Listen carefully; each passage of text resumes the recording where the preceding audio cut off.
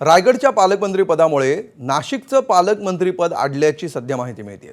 कुंभमेळ्याच्या पार्श्वभूमीवर गिरीश महाजनांची वर्णी नाशिकच्या पालकमंत्रीपदी लागण्याची शक्यता आहे। रायगड राष्ट्रवादीकडे गेलं तर नाशिकमध्ये शिवसेना दावा करण्याची शक्यता आहे। माणिकराव कोकाटे, छगन भुजबळ, दादा भुसे आणि गिरीश महाजन यांच्यामध्ये पालकमंत्रीपदाची स्पर्धा होती। छगन भुजबळ यांना मंत्रिमंडळात स्थान न मिळाल्यामुळे भुजबळ यांचा पत्ता कट झाला।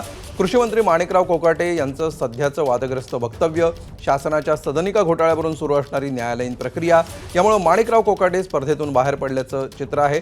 दादा भुसे यांनी गेल्या शिंदे सरकारमध्ये पालकमंत्रीपदाचं काम सांभाळलेलं आहे। सध्या ते शिक्षण मंत्रीपद भूषवत आहेत।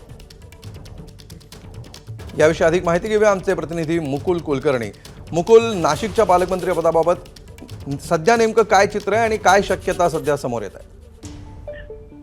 अमोल, गृहमंत्री अमित शहा कालच महाराष्ट्राच्या दौऱ्यावर होते। ज्यावेळेस तटकरे यांच्याकडे स्नेहभोजनाचा कार्यक्रम झाला त्यानंतर हा संपूर्ण तिढा नाशिक आणि रायगडचा सुटेल अशी शक्यता व्यक्त होत होती। मात्र नेत्यांकडनं अद्याप त्याला कुठल्याही स्वरूपाचा दुजोरा देण्यात आलेला नाहीये। नाशिकच्या पालकमंत्रीपदी याआधीच गिरीश महाजन यांची नियुक्ती करण्यात आली होती, मात्र करण्यात आलेली नियुक्ती ही थांबवण्यात आलेली आहे। त्यामुळे रायगडचं पालकमंत्रीपद कोणाला जातं त्यावरच नाशिकचं पालकमंत्रीपद हे सध्या तरी अवलंबून असल्याचं बोललं जात आहे। परंतु त्याही परिस्थितीमध्ये कुंभमेळा मंत्री म्हणून गिरीश महाजन यांनी संपूर्ण नाशिक जिल्ह्यावर आपली पकड मजबूत केलेली आहे।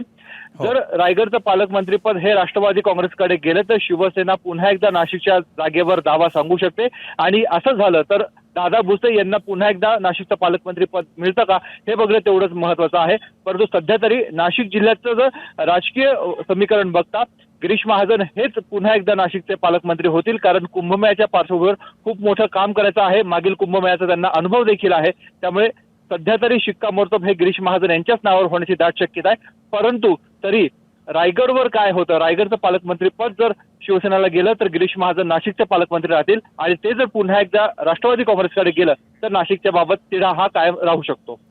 निश्चित, धन्यवाद मुकुल या सविस्तर माहितीबद्दल। आधी रायगडच्या पालकमंत्रीपदाचं उत्तर मिळेल आणि त्यानंतर नाशिकच्या पालकमंत्रीपदाचं उत्तर आपोआप समोर येईल असं चित्र सध्या दिसत आहे। एबीपी माझा, उघडा डोळे बघा नीट।